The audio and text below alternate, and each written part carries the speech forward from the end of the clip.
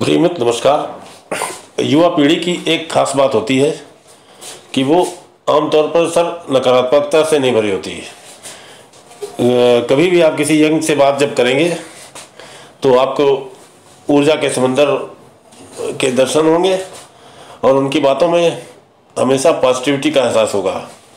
तो मेरी कोशिश यही रहती है कि मैं अपने इस चैनल के माध्यम से युवाओं के विचार आप तक पहुंचा सकूं ताकि आप में भी ऊर्जा का संचार हो सके।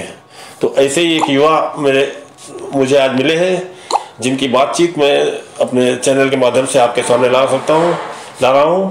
तो चलिए लेके चलता हूं।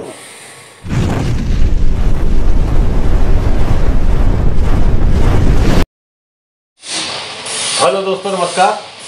आपके अपने चैनल रूट्स इन कानपुर में एक बार फिर आपका स्वागत है। आज एक नया दिन है, नई शख्सियत मेरे सामने है जिसके साथ चंद सवाल करने का मुझे मौका मिला है। क्योंकि समाज की बागडोर मेरे हिसाब से नई जनरेशन के हाथों में होती है, तो नई जनरेशन के विचार आपके सामने रखे जाएं, ये उतना ही ज़रूरी होता है। तो समय बर्बाद न करते हुए मैं सीधे आपको लेके चलता हूँ। हाँ श्रीमान जी, क्या नाम आपका हुआ? अंकित जौहरी। अंकित जौहरी, अच्छा। क्या करते हैं आप? मैं बेंगलोर में as a research engineer action research में अभी जॉब कर रहा हूँ। तो जैसे आपके भाई साहब ने आपसे कहा कि अंकल हैं, इंटरव्यू आपको करना चाहते हैं, तो आपको कैसा लगा, क्या फील हुआ? नॉर्मल है, कुछ पूछ रहा है तो अपना विचार व्यक्त करना। नहीं, मुझे आपके ये चीज़ आपके एसेंस में अच्छा लगा था कि मतलब आप अपने विचार व्यक्त करना चाहते हैं। तो कुल मिला के मैं शुरू करता हूँ। मेरा सवाल थोड़ा बेतरतीब जरूर होते हैं। तो लाइफ आपकी निगाह में क्या है? जरा कैमरे की तरफ देख के कहिए तो ज़्यादा ठीक रहेगा। सर लाइफ अपना ये है कि एक लिमिटेड टाइम के लिए हम लोग यहाँ पर आए हैं, तो अपना ये है कि हंसी खुशी रहो, और ये है कि कलेक्टिवली डेवलपमेंट, मेरे ख्याल से ये लाइफ का नाम है कि जितना टाइम हम लोग यहाँ पर हैं अर्थ पे, जो भी जितना अपना लाइफ स्पैन है उसमें कुछ ऐसा करते रहें कि सोसाइटी के लिए भी अच्छा रहे, दूसरों को भी सहयोग दें।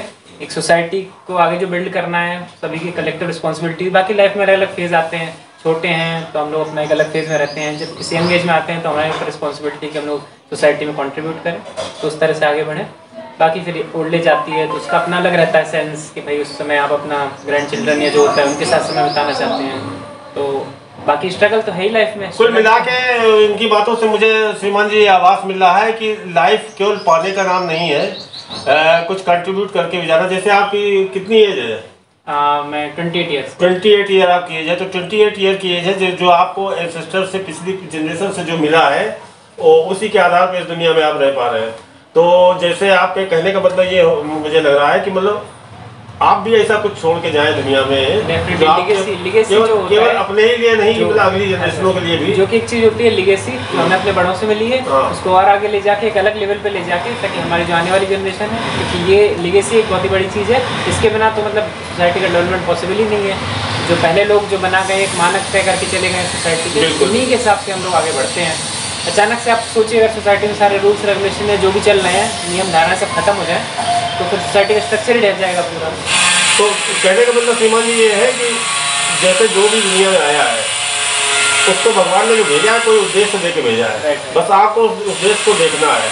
उद्देश्य अपनी वेल बीइंग भी हो सकती है, अपनी सोसाइटी की वेल बीइंग हो सकती है। एक चीज़ और सर हमें ऐड करना चाहूँगा कि यहाँ पर ये है कि जैसे जो भी है, हर किसी के पास अलग अलग टाइप का हुनर होता है, हर किसी के पास अलग अलग टाइप की क्वालिटी होती है। तो अपनी क्वालिटी को पहचाने और उसके हिसाब से हर किसी का सोसाइटी में एक रोल है कंट्रीब्यूट करने का। अब जैसे मैं टेक्निकल लाइन में हूँ, मैं टेक्निकल तरीके से कंट्रीब्यूट कर रहा हूँ, कोई किसी और लाइन में है तो वो भी कंट्रीब्यूट कर रहा है। तो एक दूसरे की देखने के बजाय जो आजकल की जनरेशन हो रहा है, भेड़ चाल की तरह लोग देख के चल रहे हैं एक दूसरे का कि अरे फलाने ने ये किया तो हम भी यही करेंगे, ऐसा नहीं होना चाहिए। अपने टैलेंट को पहचाने और उसके हिसाब से आगे बढ़े। क्या नाम बताया था आपने? अंकित जौहरी। तो श्रीमान जी ये बहुत गंभीर और बड़ी मतलब इम्पोर्टेंट बात अंकित जी कह रहे हैं कि हमको ये पहचानना है कि हमको किस उद्देश्य से भेजा गया है। एक बार अगर हमारा गोल हमको पता चल जाएगा तो हमारे लिए काफ़ी आसानी हो जाएगी। और जो भेड़ चाल वाली बात है, कोई चीज़ किसी के लिए हो सकती है, वो चीज़ जरूरी नहीं कि हमारे लिए भी सही हो, हमको अपना वो पहचानना है। तो कृपया मुझे बताएं, जैसे ये लॉकडाउन पिछले साल हुआ तो उसके अपने अनुभव हो हमारे युवा दर्शकों से प्लीज शेयर करें। सर जब लॉकडाउन हुआ तो मैं बेंगलोर में था उस समय, मेरी जॉब चल रही थी। तो आई थिंक 14 मार्च के आसपास एक मेल आया ऑफिस से कि अब आपको 1 हफ्ते के लिए वर्क फ्रॉम करना है। तो तब जैसे ऑफिस डेली जाते हैं तो बड़ा अच्छा लगा कि चलो 1 हफ्ते घर से काम करना पड़ेगा। 1 हफ्ता जब बीता तो नेशनल लॉकडाउन लग गया, मोदी जी ने 22 तारीख को अनाउंस किया। तो अब पता चला कि अब महीने भर ऐसे ही रहना है। तब तक भी ठीक था, फिर धीरे धीरे जब बढ़ता गया तो अब आप बाहर नहीं जा सकते, किसी से मिल नहीं सकते। तो शुरू में वो चीज़ अच्छी लगती है, लेकिन धीरे धीरे फिर आपको उस चीज़ का मतलब it starts to take toll on your body, on your mental health, on your mind. तो उस तरीके से आपका थोड़ा सा हुआ। मैं भी मतलब जैसे बेंगलोर में था जुलाई तक, मैं एक्चुअली यहाँ पर घर वापस आया नवंबर में। तो अक्टूबर तक, सितंबर तक मेरा थोड़ा सही रहा। अक्टूबर में मुझे भी एक्चुअली वो चीज़ फील होने लगी, अब मैं ना किसी से मिल रहा हूँ, कई कई दिन हो जाते हैं, कोई दिख नहीं रहा है, बाहर नहीं निकलना है।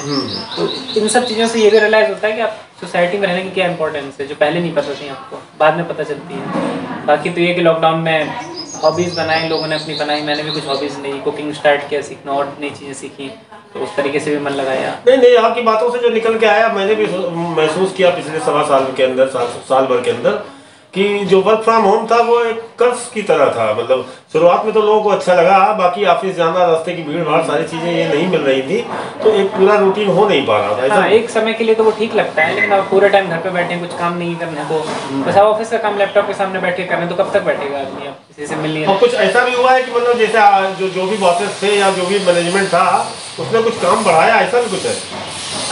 काम ये तो कंपनी टू कंपनी डिपेंड करता है थोड़ा सा। कुछ कंपनी में काम बढ़ा है, लेकिन अब ये कि जैसे ट्रैवल का टाइम बच रहा है तो बराबर ही है एवरेज से। अच्छा, तो जैसे हम लोग तो सीनियर श्रेणी में आते हैं, तो जैसे मैं अपनी बेटी से पूछता हूँ कभी कभी, अब आगे ये जो कोरोना पेंडेमिक है, इसका क्या फेट है आगे, कुछ है आइडिया आपको? अपने विचार बताइए। कोरोना जितना मैंने हिस्ट्री पढ़ी है, पहले भी ऐसा हुआ है, आज से 100 साल पहले 1917 में फ्लू आया था, 1917 में यूरोप में फ्लू आया था, तो उसका भी यही था, 2 साल फ्लू चला। उसके बाद आज फ्लू जो होता है, हम लोग कहते हैं ना घर में, आपको फ्लू हो गया, फ्लू अब बहुत नॉर्मल सा फीवर हो जाता है, तो उतना भी धीरे धीरे नॉर्मल फीवर बन जाएगा, बॉडी एंटीबॉडी डेवलप हो जाएंगी बॉडी की सब लोगों की। बाकी तो ये है कि अब ऑलरेडी हो ही गया, कम लोग सब बाहर निकलने लगे हैं। स्टार्टिंग में थोड़ा उसका पैनिक ज़्यादा था, तो ठीक हो जाएगा। मतलब कोरोना नाम का एक रहेगा और बाकी ऐसे चलता रहेगा। हाँ, आज से कुछ सालों बाद जैसे फ्लू होता है, हम लोग को प्लेग हो जाता है, प्लेग अब इतनी बड़ी चीज़ नहीं है। आज किसी को प्लेग हो जाता है तो उसकी दवा अवेलेबल है, सब कुछ अवेलेबल है। एक टाइम था जब प्लेग बहुत बड़ी चीज़ होती थी, प्लेग से कई लोग खत्म हो गए। जैसे आज कोरोना पेंडेमिक हो गई है, महामारी है, उससे कई लोग खत्म हो रहे हैं, उस तरह से प्लेग था एक टाइम पे। तो वैसे ही कोरोना है, तो मुझे लगता है कि आगे चल के आज से आज जो अगली जनरेशन आएगी उसके लिए कोरोना ऐसा रहेगा कि हाँ, नॉर्मल फीवर किसी को आया, 1 हफ्ते में ठीक हो गया, दवा आ जाएगी उसकी। अच्छा, अंकित बताया ना।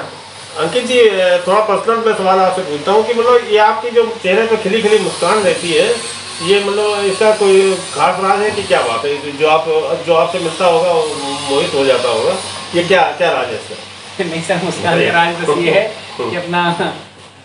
है कि अपना जब माइंड फ्रेश रहता है तो डेफिनेटली आपके चेहरे पे वो चीज़ दिखेगी। अपना सुबह समय से उठते हैं सारे, अपना सुबह मॉर्निंग वॉक पे जाते हैं, एक्सरसाइज करते हैं। लेकिन उसके साथ ये भी अंकल जी की जैसे मैं भी कोशिश करता हूँ, जब आप मुस्कुराएंगे, खुश रहेंगे, तो जो भी आपके संपर्क में आएगा वो भी ये भी एक तरीके से मतलब आप दूसरों को क्या देते हैं किसी भी रूप में, चाहे बातचीत करके या उनके पास जाके, तो ये भी जैसे रोना चेहरा बनाए रहते हैं लोग, सुस्त रहते हैं, उससे क्या फायदा होने वाला है? तो अगर खुश रहो तो उसमें क्या प्रॉब्लम है? जो है अपना खुल के रहो, करिए, खुश रहिए, बस इसी के लिए। अच्छा, तो जैसे आप बैचलर लाइफ जी रहे हैं बेंगलोर में, बेंगलोर कब से है आप? बेंगलोर में सर मुझे 2014 से मैं हूँ, तो अब मुझे 7 साल हो जाएंगे। 7 साल 3 साल में कॉलेज में था और अभी 4th साल मेरा जॉब पे चल रहा है। तो बेंगलोर में तो जैसे यहाँ अपने यूपी के या कानपुर के इस साइड के लोग बहुत हैं ना? हाँ, नहीं, बहुत सारे। तो वहाँ पे कोई भाषा की प्रॉब्लम नहीं होती है? वहाँ पे बेंगलोर एक तरह से कॉस्मोपॉलिटन कल्चर को फॉलो करता है, तो वहाँ पे ऐसा है कि जो अधिकतर जो पॉपुलेशन जिससे स्पेशली मुझे इंटरेक्ट करना होता है वो सब बाहर के लोग हैं, तो वो सब के साथ प्रॉब्लम नहीं होती। और फिर मोस्टली अगर जैसे लैंग्वेज इशू, तो सब मतलब एजुकेशन क्लास के लोग हैं, तो सब इंग्लिश वगैरह तो कॉमन लैंग्वेज जानते ही हो जाता है। बाकी अब आप थोड़ा रूरल एरियाज में अगर बेंगलोर के आसपास चले जाएंगे तो वहाँ पे उनको इंग्लिश नहीं आती और एकदम प्रोग्रो कन्नड़ा में बात करेंगे, तो वहाँ थोड़ा सा। नहीं, फिर आपकी जॉब प्रोफाइल ऐसी कि उसमें आपको जिन लोगों के मैं बीच में रहना, जैसे मेरे ऑफिस में कई लोग हैं जिन्हें हिंदी नहीं आती है, बट अब उन्हें इंग्लिश आती है तो इंग्लिश में इंटरेक्ट कर लेते हैं। अच्छा, तो अंकित जी, जैसे इंडिया में हर चीज़ पॉलिटिक्स से भी जुड़ी हुई होती है, तो जरूरी नहीं कि आपका पॉलिटिक्स से कोई सबका पड़ता हो, तो जो भी हमारे कर्ता धर्ता हैं, चाहे पॉलिटिशियन हो चाहे ब्यूरोक्रेट्स हो, समाज में ऐसी एक कौन सी ऐसी बुराई है जो आप सोचते हैं कि अगर ये थोड़ा ठीक रहती ब्यूरोक्रेट के तौर पे और पब्लिक के तौर पे, दोनों के तौर पर बताएं, क्योंकि उससे हमारे दर्शक जो है फायदा उठा पाएंगे। सबसे बड़ी चीज़ जो मुझे लगता है चेंज होनी बहुत जरूरी है इंडिया में, वो है ऑनेस्टी। हर इंसान को अपना काम जो भी उसे साइन हुआ है वो ऑनेस्टी से करना चाहिए। और ये सिर्फ ब्यूरोक्रेसी और पॉलिटिक्स की बात नहीं है, ये हर सेक्टर की बात है, चाहे प्राइवेट में चाहे पब्लिक में। अगर आप अपना काम ऑनेस्टली करेंगे तो ना अगले को प्रॉब्लम होगी और आपको भी, जब आप रात को सोएंगे तो आपको अच्छी नींद आएगी कि मैंने अपना काम ईमानदारी से किया। तो जो लोग नहीं करते उन्हीं की वजह से सिस्टम खराब है। तो ओवरऑल जब लोग अपना काम ऑनेस्टी से करेंगे, आप दूसरे का मत करिए, आप बस अपना काम करिए, ऑनेस्टी से करिए जो भी आपको साइन हो। अगर आप मतलब ऑफिसर हैं तो आपको जो काम हुआ है वो आप अच्छे से करिए। अगर आप क्लर्क हैं या फिर आप मिनिस्टर हैं तो जो भी आपको काम साइन हुआ है उसे ऑनेस्टी से करेंगे, तो फिर कहीं सोसाइटी का स्ट्रक्चर अच्छा हो जाए। तो देखिए, युवा पीढ़ी का संदेश साफ है कि हमारे साथ प्रॉब्लम है कि हम दूसरे क्या कर रहे हैं ये देखने की कोशिश करते हैं। इसके बजाय जो हमको असाइंड जॉब है, अगर हम उसको पूरी ईमानदारी के साथ और पूरी सक्षमता के साथ करें तो उतना ही काफ़ी है। तो अंकित जी, आपके साथ मुझे और भी बातचीत करने का मन कर रहा है, लेकिन चूँकि थोड़ा बाध्यता रहती, ज़्यादा लंबा इंटरव्यू ना हो, तो चूँकि मेरा ये चैनल जो है मेनली जो है पर्यावरण को और युवा पीढ़ी को समर्पित है, तो पर्टिकुलरली युवा पीढ़ी को कोई संदेश आप देना चाहें और पर्यावरण की रक्षा के लिए 2 शब्द कहें तो हमारे दर्शकों से लाभान्वित होंगे। तो पर्यावरण तो ये देखिए कि हम लोग को गॉड का गिफ्ट है जो कि मिला है, उसी की वजह से हम लोग उसी में अनाज उगता है वही खाते हैं। तो जब ये खत्म हो जाएगा, जो शहरीकरण ये सब हुआ है जिस तरह से पिछले 20 सालों में, तो जब ये सब होता जा रहा है तो उससे हम लोग कहीं ना कहीं ये चीज़ भूल गए हैं। तो आज की डेट में बहुत ही सिग्निफिकेंट है, जो बहुत सारे इन्वायरमेंटल प्रॉब्लम्स हैं, जैसे ग्लोबल वार्मिंग हुआ, ये सब हुआ, इस तरह की प्रॉब्लम्स में जो उसका सॉल्यूशन है वो सिर्फ यही है कि आप ज़्यादा से ज़्यादा पेड़ लगाएं, वृक्षारोपण करें और क्लीन रखें, ग्रीन रखें हर चीज़ को। बस यही एक मैसेज है। तो मैं वहाँ से यही बोलूँगा कि मतलब जैसे वैसे आजकल काफ़ी मैंने देखा है, आज की जनरेशन है वो फिर भी काफ़ी कॉन्शियस हो रही है। बीच के हमारे जो अभी कुछ साल पहले था ये चीज़ कल्चर थोड़ा खो गया था, आज फिर भी ट्रेंड आ रहा है, लोग घर में पौधे गमले लगाते हैं, तो अच्छी चीज़ें सबसे वापस आ रही है। लेकिन हमें ध्यान रखना है कि एक तो ज़्यादा से ज़्यादा वृक्षारोपण करें, उसके साथ कहीं कोई पेड़ है तो उसका ध्यान रखें जो पहले से लगे हुए हैं। हम बस ये ध्यान रखते हैं कि अपने घर में जिसने लगा ली उसका ध्यान रखें, बाहर जो रास्ते में मिले हम उसका कोई ध्यान नहीं रखते हैं। जैसे आप कहीं निकले तो वहाँ पर गंदगी ना डालें, स्पेशली प्लास्टिक पॉलीथीन वगैरह न डालें, किसी पेड़ के। हमारे सोसाइटी में अंकित जी सबसे बड़ी दिक्कत ये है, जिसमें मैं भी अपने को शामिल पाता हूँ, कि जहाँ पे व्यक्तिगत सफाई वफाई का होता है वहाँ तो हम पूरा पालन करते हैं, लेकिन जहाँ पब्लिक की बात आती है वहाँ पे हम लोग बिल्कुल निष्क्रिय हो जाते हैं, बिल्कुल अलग ही ढंग से सोचने लगे। थोड़ा इसके ऊपर थोड़ा हाईलाइट कर दिए। वही जी, तो जब हम सोसाइटी को अपना मान के कि हम भी उसके पार्ट हैं, जब वो सेंस ऑफ बिलोंगिंग आएगी कि हम उसको बिलोंग करते हैं, जब हम उस तरह से काम करेंगे तब वो चीज़ आ पाएगी। क्योंकि जब घर में क्यों हमारे सब सफाई रहती है तो हम अपना मान के करते हैं उसे, बाहर जब नहीं मान के करेंगे कि वो तो भाई दूसरे का काम है, कोई और कर लेगा, नगर पालिका कर लेगी। तो नगर पालिका एक यूनिट है, बॉडी है, जो सब कुछ नहीं कर सकती, करना तो हमें ही पड़ेगा। वहाँ तो 4 ऑफिसर हैं, उनका जितना भी स्टाफ है 100-150 लोगों का, वो सब कुछ नहीं कर सकते जब तक हम खुद नहीं करेंगे। जैसे हर आदमी अगर अपने घर के सामने सफाई करने लगे डेली, तो नगर पालिका की जरूरत ही क्या है। तो निराश होने की कोई ज़रूरत नहीं है, मेरा वैसे भी मानना था। वैसे भी अंकित जी के इंटरव्यू के लिए मैं काफ़ी दिन से इसमें था कि इनका इंटरव्यू हो सके, क्योंकि श्रीमान जी नई जनरेशन जो हमारी है वो उनकी हम मुंह पे क्या तारीफ करें, नई जनरेशन के अंदर जो है ऐसी भावनाएं हैं जो हम लोगों को अच्छा रास्ता दिखा सकती हैं। और ये सब चीज़ें एज से नहीं होता है, जिसके लिए एक सोच भी हुई है। दूसरी चीज़ आजकल इंटरनेट वगैरह की वजह से, चाहे गाँव हो चाहे शहर हो चाहे कस्बा, हर जगह का युवा सही चीज़ क्या है वो जान पाता है। कोई चीज़ आजकल इसके सोशल मीडिया के ज़माने में छुपती नहीं है, और नए पीढ़ी के विचार जो है अति उत्तम है। मुझे ये मानने में कोई शक नहीं है कि हम लोगों को जो कि मतलब एक एज अटेंड कर चुके हैं, उनको नई पीढ़ी के विचारों के हिसाब से ही आगे चलना है, क्योंकि दुनिया का आगे चलाने का जिम्मा इसी जनरेशन पे है और कोई निराश होने की ज़रूरत नहीं है। तो इन्हीं शब्दों के साथ मैं अपनी बात समाप्त करता हूँ और आशा करता हूँ हमारे चैनल को लाइक करें, सब्सक्राइब करें। Thank you. वीडियो अच्छा लगे तो साथियों शेयर करिए, और वीडियो पूरा देखा इसके लिए मैं आपको थैंक यू बोलता हूँ। Thank you sir.